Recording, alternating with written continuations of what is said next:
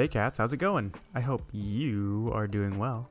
I was recently watching a stream of the new game Cult of the Lamb, and I just knew I had to create this cute little lamb for myself. And here it is. Thanks for watching. Don't forget to like, comment, and subscribe.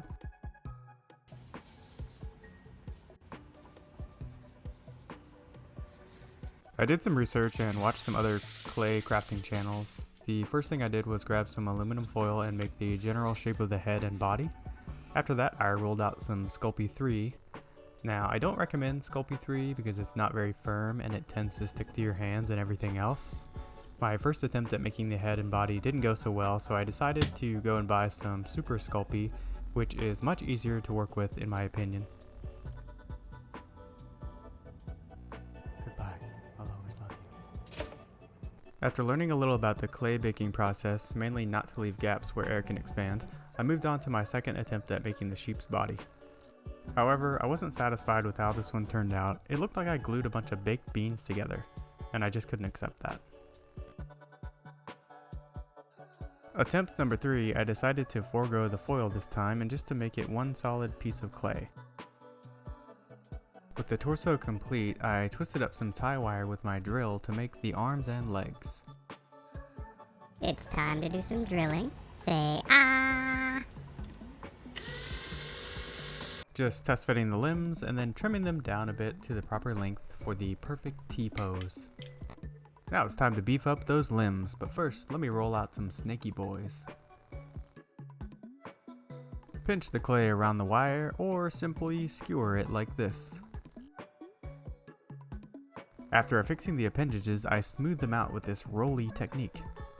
With the body mostly complete, I began working on the dome piece. First carving out a bit for the face area and then adding on little bits to make the wool clumps around the edges. I carved out some eye sockets and then pressed in some circles for the eyes themselves.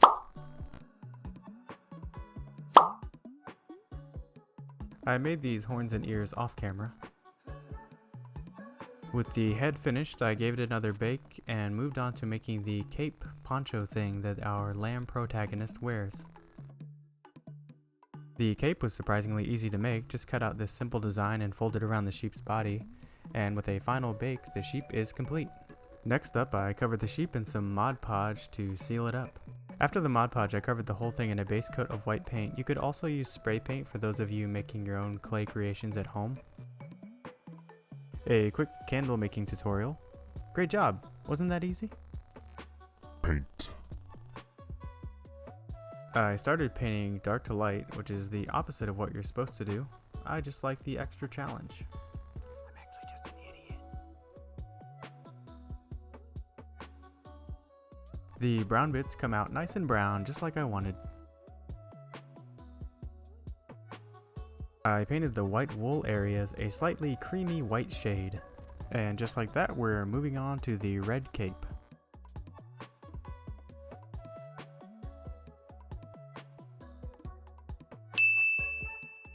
Paint the little bell yellow.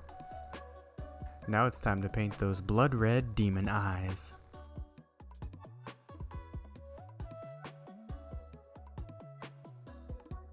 With a little off-camera work, the sheep is basically done except for a few small details. Wow. I personally find it difficult to film these small details, but I did my best to include this little bit here.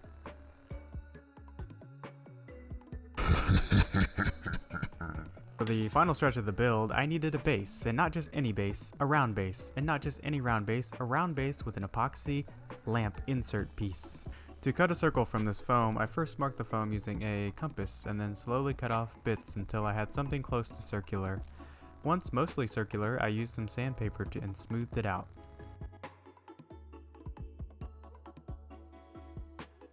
I glued the foam circle to another foam circle and then beat the out of it with a rock to give it some texture. I cut up some scrap foam into some roughly rock-like shapes. These will be for the rune rocks around the teleporter, just like this.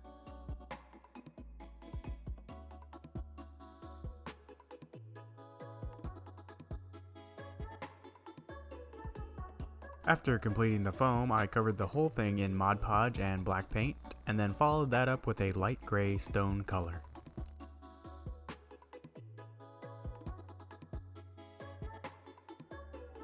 Epoxy intermission.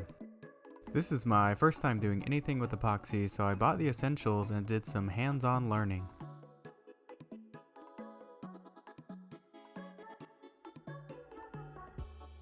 The process was fairly simple. Measure out the resin and hardener, mix them together for a few minutes. Once mixed, add in the dye color and mix some more, and then pour the mixture into the mold. I think the thing I found most stressful during all of this was trying to get all the resin from the measuring cup into the mixing cup. I really had to scrape it to get it out.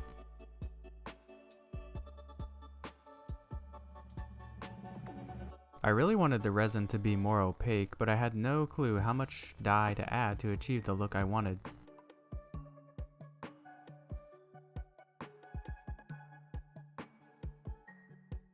Let's see how it turned out. Not too bad for my first attempt.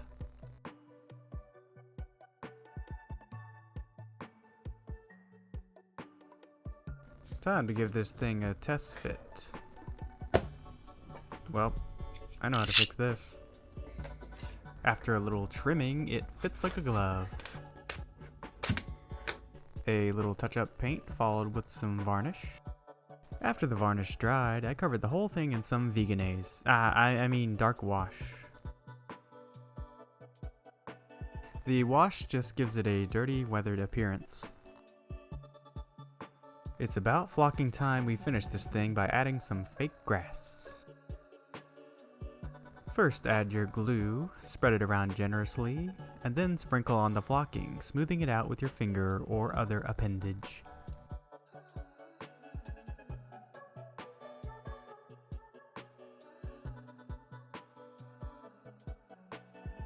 To give the stones a mossy look, dab some glue on and then dip them into the flocking.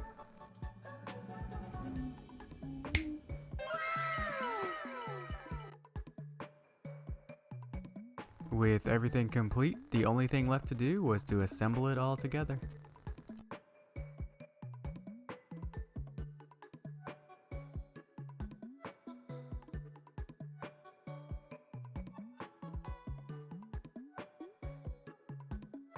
Oops, nearly forgot the tiny demon hat. And with that, it's time for the photo shoot.